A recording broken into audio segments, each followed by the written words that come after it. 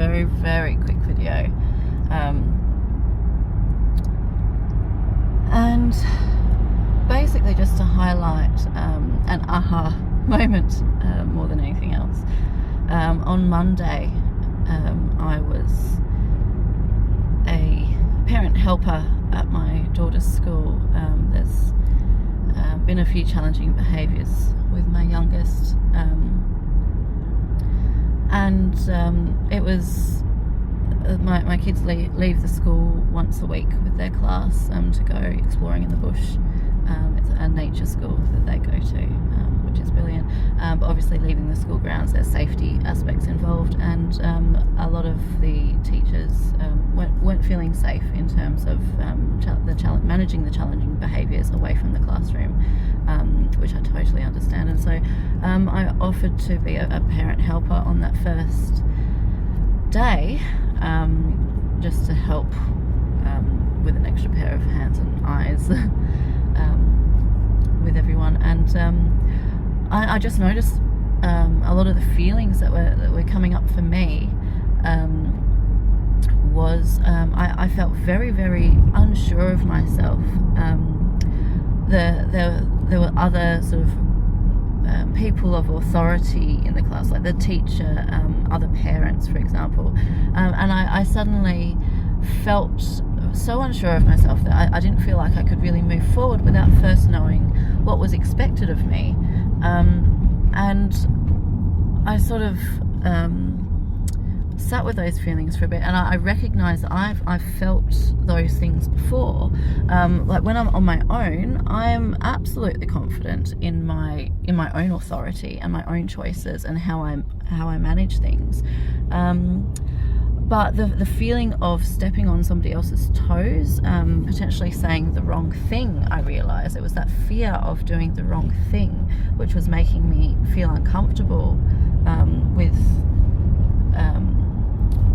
with other people being in a position of control or authority, I suppose, in that space, and not knowing where I stood.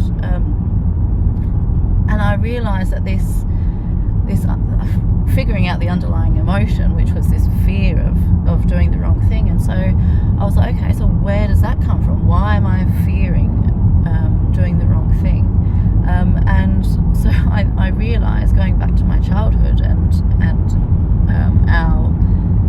most of our traumas stem initially from a childhood experience.